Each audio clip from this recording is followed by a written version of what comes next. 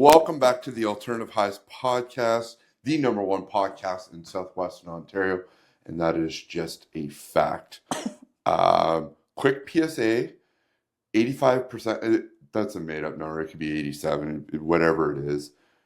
85% of you aren't subscribed, so hit the subscribe button. It's free. Just fucking do it. I agree. Yeah. I think you should do that. Yeah. Thank you. Yeah.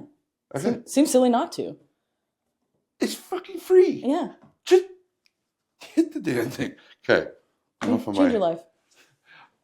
Today's guest is a friend. We've been friends for quite some time. I love these moments where my friends will sit with me because I can't imagine how weird it must be to just come and sit in front of my cell phone with some lights on you in an office. It's fancy in here. It is. It's really lovely. I'm very fortunate, but and to have to do it for the second time because somebody doesn't know how to eat. We needed a practice session. That's why. But I mean, it gave me an idea of why I had to do an introduction. So we did have a great conversation, and I'm trying to think of where to go here. And it just always will start with the where the journey started, and it usually, when I'm talking, it's our past. Yeah. It's like where you were in the trenches. You know, when things were scary. Yeah. I mean, was it scary, or was it like one of the most comfortable moments because we're in uncomfortable moments? Yeah, and you're finally starting to come home, actually. Yeah, that's true. So when we don't have to go all the way back, because I think it's very fascinating that when people are able to be high functioning. And I mean, as it's maybe it didn't get to the high functioning, or not the high functioning, but it got to the poopy part as we were talking last time, but nobody actually knows that. So explain how I got sober, basically? Well, yeah, go to how you started a job that was such a position where you it's forboido. Yeah. It is kind of crazy though, because it's the high functioning piece of that. I think that's part of why I didn't realize I had a problem for so long. Mm-hmm. Is because I was not the alcoholic or addict that used every day. Mm-hmm. I was a binge drinker. Which is harder on the soul. Sure. Yeah. But so because I wasn't every single day, I was like, this is fine. Yeah. This is normal. Everyone else is doing it. Yeah. So let's do it. So we, we have a case of beer and a whole bunch of Coke on a Wednesday. This is normal. What? Anyway. Normal. So how I got sober though. So yeah, I mean, so I was a flight attendant. Mm-hmm. And how I got there is right after high school, I went to college for a flight services program. But I had dreadlocks at the time, and that was not allowed to be a flight attendant. So they were I just felt really not comfortable going into that because all of my teachers were like, you're an amazing student. You're great at this. This is going to be great for you. However, your hair is not okay. And I was not ready to get rid of my hair. Yeah, I had a problem with it too. Yeah. So anyway, so then I didn't go to be a flight attendant, and I went and did a bunch of other tourism industry things, whatever. And then I actually... So this was actually... I didn't know that part. Yeah. It was a dream before... Oh, yeah. Because you were in your late 20s when you did it? Yeah. Mid-20s. Uh-huh. Yeah. Cool. Yeah. So yeah, because that was when I was 17. I went to school for that 2-year program in Toronto. And then I later became a welder, actually, for a couple years as well. So I had all my MIG... trades. Yeah. I had all my MIG tickets there. Hated that. I loved actually the work, and it was so fun, and I loved building big things and using the crane, and it was so cool. But the actual environment that you work in was not for me. Yeah. What do you mean? Come on. Why don't you elaborate? Yeah. Well, not everyone's real happy around there. Okay. No, trades are fucking hard. All right. Hard. I respect all you trades folks out there. All right. Yeah. You're really doing it. keep this Someone's got to economy do that. rolling. So you just keep doing that. Because it ain't me. You know? Anyways, but yeah, and then I ended up working at Money Mart and then Bank of Montreal, and then I moved up real fast in Bank of Montreal. And then I rage quit there one day. Just whatever. I'm not going to go too far into that, but there's a lot of expectations in the I really banking wanted world. to, but Yeah. I got your drift. Yeah. A lot of expectations in that world. And I was hitting all of them and getting zero respect for it. So yeah, I swiftly left. And I went to go hang out with one of my girlfriends, Ashley. Shout out to Ashley McDowell, you the shit. And she said to me, she's like, you always wanted to be a flight attendant. Why didn't you ever do it? Why don't you just go try? So I literally that night went back to my parents' house, where I was living at the time. And I applied to like all of the flight attendant jobs I could find. And I had interviews at 3 and I got offered all 3 jobs. So I took the best opportunity at like the most high paying, successful airline that I could. Yeah. So that's how I got into there. I don't know. Great question. So you mean to tell me you were like, what is the word I'm looking for? Like she just spouted off some words and you went right there and I was like, yeah. That's a fucking great friend. Yeah, she's amazing. Yeah, she knows me very well. We've only gotten obviously over the years, you only get to know someone better. But yeah, so so then I went and did that. Influential was the word I was Yes, looking for. yeah, nailed it. Got there. And not even too far after. Why not run a podcast if you don't know words? Who needs words? So yeah, anyway, so I did that. And then, but I was in that job, working for them that I realized I had a problem. So is that when you moved to Mexico? No, that was after. Okay. So yeah, I was sober in Mexico. Yeah. Okay. I was living in Vancouver when I got sober. Yeah. So when I started, that flight attendant job, I was supposed to be hired in Toronto, but I speak French. And at the time this airline was growing. They're always growing. But they needed French speakers out in Vancouver because no one speaks French out there. Okay. So they sent my entire class, everyone that spoke French got sent out there. It was like our 3rd day. They're like, yeah, you thought you were going to be Toronto? Actually, you're Vancouver. And I was like, I always wonder this question. This is totally off topic, but did it make you a little bit more money being bilingual? Yeah. Okay. Yeah. Okay. Because I'm always like, do you get to make a little bit more money? Yeah, because you get way more flights. Okay. Yeah. So it does definitely. Yeah. Guess I won't have that argument anymore. It doesn't pay you more hourly, but like overall you get more flights because you're required more than someone. Yeah. Anyway.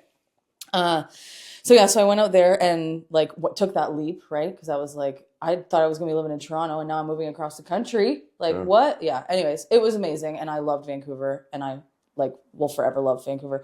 But anyways, so I'm out there. So I had a 5-day pairing, like work week or whatever you want to call that in the flight attendant world with the same group of girls. And like when you're in that job, you don't usually work with the same people a lot. Okay. So at the end of that. Do they do that purposely? Because I remember you saying it and then I got thinking about it more and more. Is that just so you can't build that relationship so you do it? It creates complacency, right? When you have like the same all the time. So if you're with different, it's gonna make you be more. Yeah, sorry, it's possible. No, it's okay. I thought about that after. Yeah, complacency is a huge problem, right? In any sort of like safety related role. So they definitely try to mix it up. But so we were in New York City. It was our last day. We had a 24-hour layover.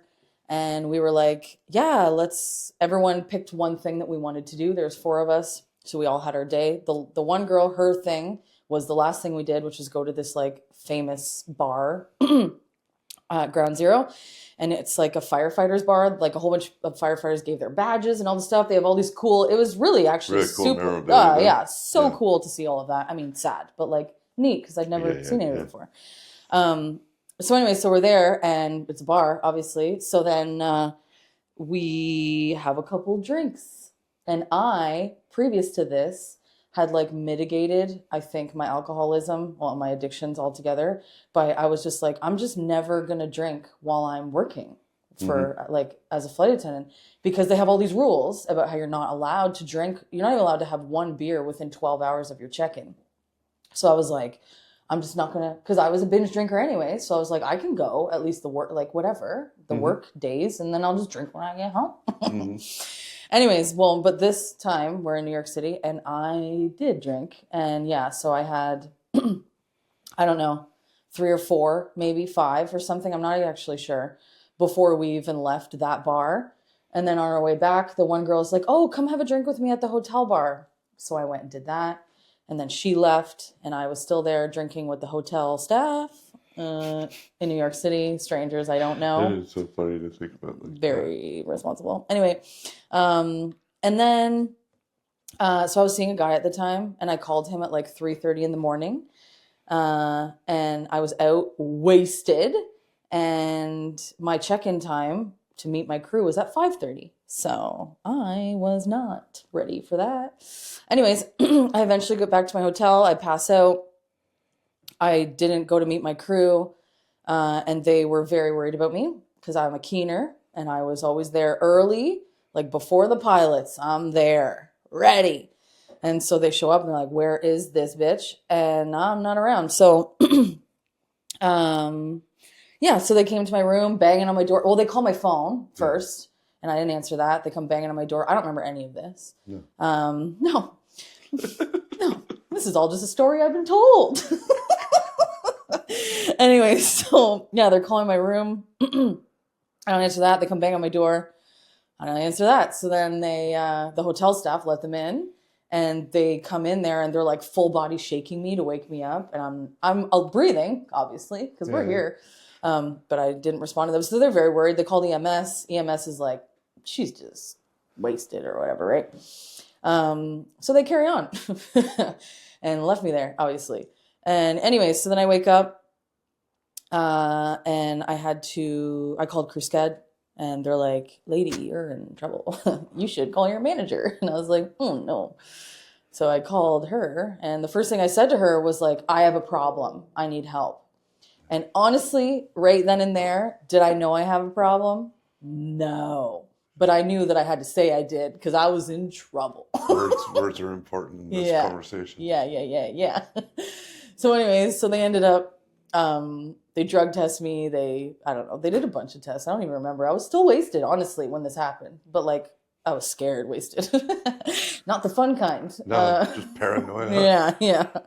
Anyways, so, yeah. So I got in some trouble there. And they fired me on the spot. But like, the union stepped in and whatever. And the union tried to get my job back. But they had just put in a policy like weeks before my incident, that in order to qualify for that help that you would normally get from your workplace when these things happen, you had to have disclosed to them first that you had an issue. And like, I don't know what you know about this, which you know a lot, but yeah, you don't usually know you have a problem until there's a problem. The problem doesn't become the problem until the problem is the problem. The problem. Right. So that's kind of impossible. But anyways, so I eventually just like stepped out of the whole case because it was going to go to the Supreme Court. Dragging you. Yeah, and exactly. And and I was like, do I really care that much? Like I can just step out of this and like whatever. So yeah. So I did. That was July 19th, 2019. So I've been sober since then. So that's sweet. I love that. You literally just quit that day. Yeah. When you realized that the problem was the problem. Because I lost my dream job. Or what was my dream job at the time. With this afterwards. Did you ever have the conversation with the girls afterwards? Like how terrified were they until they got to your room and actually put eyes on you? Oh, yeah. They all, I talked to them afterwards. That. I was like, man, I bet you're sick to their stomach. Especially the last girl who left you at the bar. Yeah. So also apparently, so they told me afterwards that they looked on the video cameras and like one of the guys that I was partying with came back to my room with me and like left like 10 minutes before the girls showed up there. Oh, hanging out. Well, I don't know. Anyways, fun times. That one out later. Yeah. My detective hat on. Yeah. So anyways, but yeah, no, I did talk to them all afterwards. Because they were worried about me, right? And like they knew I was in trouble and whatever. And yeah. Yeah. So, anyways, yeah, that is July the one. 19th. July 19th, That's a 2019. great day. It is a great day. And it's funny because like it's summertime. So I actually like really enjoy that day now. Yeah. Like, yeah, Summer's such a great time to enjoy. to celebrate. I mean, this sucks, but Yeah. Um, but yeah. so what's your first move after July the 19th?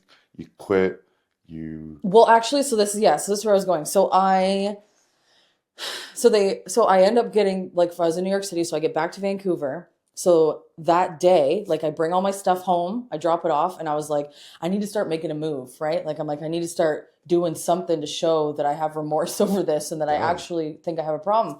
So I found the soonest, like with the next AA meeting, and I drove to it. It was in Richmond, which was close to the airport, not where I lived, but whatever. And I went there, and it was this biker guy and two guys that had just gotten sober like that week, and then a girl who was there. Her dad and her boyfriend were alcoholics, so she was like Al-Anon, whatever kind of thing. But amazing people to have my first experience with for sure. And the guy that was running the meeting, his first question that he asked was, when was the last time you drank normally? And so I was like, whoa, like, what does that mean? Like, I'm just realizing I have a problem. So what the hell is normal then? I don't know. And he's like, like you have one beer, one drink, and you don't finish it, or you just have one and that's it. Like you just have the one and you don't go have another. And I was like, never, never. Yeah, That's never happened. I've not finished drinks before because I lost them. Because I was so wasted that I lost them, and then I would go find another one and just abandon that one. Yeah. Like, does that None count? at all. Yeah, that doesn't count. Yeah, so that's like I realized right then and there in that moment. I was like, yeah, this is definitely not okay. This is something more than I thought it was. I went to AA for 30 days straight. Like I just like made that commitment to myself, and then I've honestly never gone since. And not because AA doesn't work. AA is great, everyone. Yeah. Okay? Use it if you need it. But it was just... You don't want that smoke. Trust me. Exactly, yeah. I don't want no AA folks coming after me. Yeah. Y'all are wonderful, all right? Everybody. Keep doing what you're doing. But I just like, I don't know. I actually, this is just my personal experience and maybe just what was finding me at that time. But all the women's groups I would go to, I was the youngest person in the room by a long shot. So I just didn't really feel like I was connecting and like it wasn't holding my interest, So then I would go to co-ed ones, which are very common. And at the end of it, I would have guys coming up to me, giving me their phone number. So I was like, I know that this is not okay either. Yeah. So then I just stopped going, and I've just taken those principles though and applied them to my life and have gone on with that. And actually spirituality though is a huge piece of what keeps me going now, for sure. Was that, because I was going to figure out how we got to spirituality, because I want to go where you traveled to, like was that how that all came to be? Like how I went to Mexico? Yeah. So I started, first of all, just something that came to my mind is that AA is like spiritual. It is. Okay. They talk about God and stuff, right? But it doesn't have to be God. I've never been to a meeting ever. Okay. I did this. Because they're usually in like church basements and stuff, right? I went about mine by accident. Yeah, true. So like you did, and then I'm not very good at being told anything by anybody. Maybe that's why I didn't like it either. Yeah. I really like to think that I'm the person that did it. So is this my idea? Yeah. It is. Yeah. So I have to be that person. But like I can totally understand. Like one of my closest friends at the Y, I sit with him daily, and like he is AA's like I think he's had like over 1,200 people he's sponsored. That's amazing. He's one of the greatest humans I've ever met. That's incredible. And he's constantly giving me like tidbits that I'll go with. Which and are so cool. He respects how I do it, and I respect how he does it. I am this absolutely. And I just don't ever want that smoke anyways. Yeah. So like that's fine. They're the bomb. Yeah. This is the thing, right? It's like how many billions of people are in the world? So obviously there's a lot of different ways of doing things, right? So whatever works for you is what is good. Everybody's so I know. hyper focused that there's only one way, or I have to do it this way. No. I did it with marijuana, and that was not. What do you mean? Well, when you quit, smoking crack and that's what you went to. I see. Ripping lines and all the pills and the cigarettes. I was smoking 2 packs a day. Same. That's what I did at first. I was smoking cigarettes and smoking weed like crazy. I didn't smoke weed before that. Oh, I did. I didn't, and then I knew that there was gonna be a situation if I dropped everything, because I literally stopped it all at once. It wasn't no booze this day, no cigarette. I quit everything, and I was a miserable fuck. Yeah. And then to top off the miserable fuck, I've got a spinal cord injury. So add a bunch of screamy pain, whiny man syndrome. So the marijuana helped. Was a band-aid. Yeah. It helped with the mental health part of it. It helped with the physical pain part of it. Yeah. And then thank God this man came into my life. Yeah. Because it just so happens that it's, pain relief. Yeah. So, yeah. But. Yeah. But yeah, so I don't want to get stuck on my shit. No, I like your shit too. Sometimes. But no, the spirituality bringing me to Mexico. So I started this journey there with this girl that lived down the hall from me in Vancouver. Well, she told me about her experience. So then I went to the same girl, Marianne. Shout out to Marianne. She's amazing too. Marianne. Yo, what up? So she did best on me, this, whatever. Anyways, and she got me talking to my higher self is what it was, where I went with that, because obviously everyone's spiritual journey is different. So I started talking with my higher self and asking her, where are you? What are you doing? And she was in Manzanillo, in this town that I ended up moving to. And I had been there before because I had family that lives there. And it's funny because when I saw this, I didn't have a remote job at the time. And then literally a month and a half later, I did. Yeah. And I started working for the CFO of our company, because I went back and worked at another airline. Hey.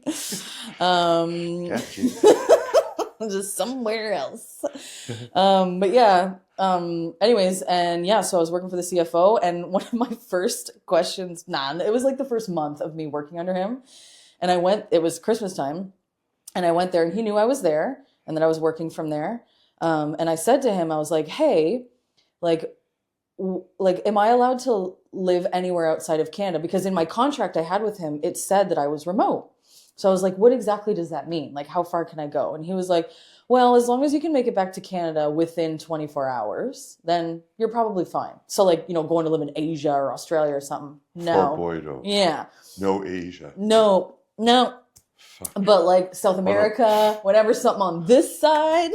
Cool. And I was like, okay, cool. Because I actually think I want to move to Mexico. And he was like, yeah, no problem. And I was jumping up and down I had won the lottery. I was like, yeah. So I did exactly that. And I moved to Mexico. Yeah. I know. And I lived there for 2.5 years and I loved it. Super cool. Definitely a great experience. And then now I'm living here and I'm loving that too. That's pretty cool. Being back home is fun. It is fun. Fun. In the same sentence, you said I moved from Mexico to back to home. Is it the same? Said it was fun. Is it the same fun as Mexico? No. But it is fun still. Oh, do please elaborate how it's fun. It's just because it's I was gone for... I love it here. I do love it. Yeah. I know it sounds like I shit on it, but I fucking love this place. It is great because it's everyone is here, right? And so when I moved away 8 or whatever plus years ago, everyone was in a very different spot, right? And I have so many friends now that are also sober and they have kids and it's a whole different lifestyle now, right? Mm-hmm. Some of you are still in the same place and that's okay too. That's okay. Still love you. Enjoy. Yeah, but it's like, I am enjoying, like, I think where I am here, because where I was before I left here is not who I am now. So it's like I get to be honestly more myself because I was not being myself before. That is definitely a huge gift of sobriety. There's so many gifts in that. Hashtag growth. Yeah, seriously. But the coolest thing is just like being yourself all the time. Like I wake up and go to sleep and there's a lot of moods in there, all right? But It's a roller coaster. but I'm ultimately still just me, and I don't have to like wake up the next day and be like, "Oh fuck, what did I do last night?" or like what happened and not remember things, and I don't have any of that, and that's pretty cool. That's a lot of fun. It is. Make apology calls or anything like None of that. Yeah. And also just the like, I mean, I still am like tired sometimes because I think that's just part of being an adult, unfortunately. Right. But I'm never hungover, right? Yeah. So it's like I can just function the same every day. I do appreciate the no hangovers. Yeah. So what's next? That's a great question. I still don't know. I think I said the exact same thing the other I day. know, when I you thought I'd put you on the spot, and I was like, maybe since we didn't hit record button, there'll be a different response. Still don't know, and I am okay with that. Yeah, I mean, I do know that I need to be loving myself. Like that is like through my spiritual journey, something that I have learned is it's like it's one of my gifts, but it's one of my struggles is loving myself. Like the better I am at it, the better everyone is around me. Like I am able to lead by example, and I'm really strong at it. But when I don't do those practices and I don't participate in those ways, the opposite is also true, right? That all my relationships struggle, that people around me are like scared or like not scared, but you know what I mean? Like it's just Standoffish. yeah. Because I am, because I'm not You comfortable. bring the vibe. Yeah. So yeah, I need to just be that. And it takes a lot of work, folks. Okay. You would think that loving yourself would be easy. No, sir. Oh, it's painful. No. Yeah. And like, I mean, I don't know why that is, but I have some guesses. And one of the first ones that I have is, why are we taught so much about how to love others, but no one teaches us how to love ourselves, right? Like, where's that? Where's that info at? I don't know. I yell at my parents here and there. I don't know that it's their fault, but they could have tried something. I blame them for if I can find something to blame them with, I'll call them right in the middle Do of the they still night. own that, or are they like done Oh, with God, you? no. It's just fun To to try bug it. people that are that serious. Yeah. I love mom and dad, but man, do I love bugging them. Yeah. They probably love bugging you too. Listen, I'm unbuggable. Unbuggable. I don't think that's possible. I'm like high strung lately. I'm more like my dad than I've ever been. It's gray beard, gray hair. He's starting to look younger than I am. I'm finding that too. That's so funny. Like, not that I am more like my dad necessarily, but both of them. Yeah. Yeah. Like because obviously it's been years since I've been around them. I was estranged from them for years also. So yeah, now like being around them and like visiting them and staying with them sometimes and all that, it's like, wow, you guys drive me crazy because I am you. I know. Yeah. And in so many ways. I got a lot but of I love Lala. them so much. Like, oh, yeah. You can see all the Lala in me. Yeah. Yeah. All the what? My mom. Lala? Yeah. Her name's Laura. Oh. And instead of being called Grandma, Okay. she called herself Lala. That's cute. Yeah, so I call her Lala. Okay. Dad Higgy. Higgy? Hey, Higgy. God. They're very professional, so calling them like little names like that makes me smile inside. It makes them like cringe or something. Higgy Yeah. hates it. Yeah. God, does he hate it? Don't tell any of my friends that. I've thought about like putting a sign up at his work so all his constituents would know. Constituents. Hickey works here. Just call him Higgs for short. Yeah. If you want. I'll try it. God, he would hate this part of the podcast. Oh, very private, Dustin. Are you? Because I'm not. So that's unfortunate for us. This relationship's going to be strained. Yeah. Huh. Well, man, that went really smooth. I loved every part of that. Okay.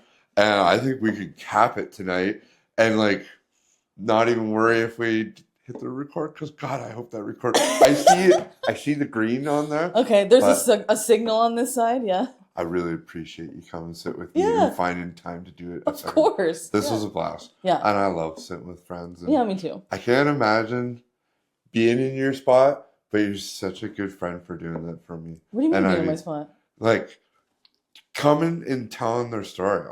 It's so funny. I actually I saw my counselor before this. Yeah. And I had told her about this and she's like, "Ooh, how do you feel about that? Like sharing your story and stuff." I was like, "I love it. I honestly love when people ask about my sobriety and come from a place of curiosity instead of judgment because they're out there too. Oh, it's judges. But most people are curious. Yeah. I think I like to believe that most people are curious, and I love talking about it because it's like I'm so proud of it. It's for me, and I don't know. I will speak on your behalf, but for me, I get some sort of relief from it too, because like sharing it and like makes it real. With that and like the only thing I want to do in the next part of life is just help others. Same. So like if by me being so vulnerable makes someone else able to get there. And I mean, I've been like lucky enough to hear it from people that I was able to help. I'm like, oh, well, you know, let me shit my pants and tell you a better story because like it can get like it's one of those things like it's very helpful, and like I think telling the story is probably the best treatment you can do. Definitely. So. Yeah, because there's a part of like going back there, but like I don't know. I read this thing about how like we can actually change our memories by the state that you're in when you go and revisit them. Okay. So like if you have a really sad, painful memory, someone passing away and like you saw it or something, like that's pretty traumatizing. And I'm not saying that you can make it like not happen or something. No. But you could change the way you feel about it or change the way it affects you if maybe like 10 years later you've revisited a whole bunch of times. But like if every time you revisit it, you're in a happier state, so then that memory isn't as painful. That's interesting. Does that make sense? The way that I take them is everything's got a lesson built in it. Oh, and yeah. what is that lesson that I was to learn? Oh, and yeah. How can I share that lesson? True. And I'm constantly like, it's why I've been doing this. Yeah. I'm like, there's so much to share on that behalf. Yeah. That I don't see it like, and I'm coming up on 10 years since my accident. Mm-hmm. I used to like go hide and like, that would be the day like I would try to end life, or I would try to do something really stupid and sad. Yeah. And like now I like, what's a lesson I can help somebody with? And how do we make it so other people also don't get there? Yeah. Right.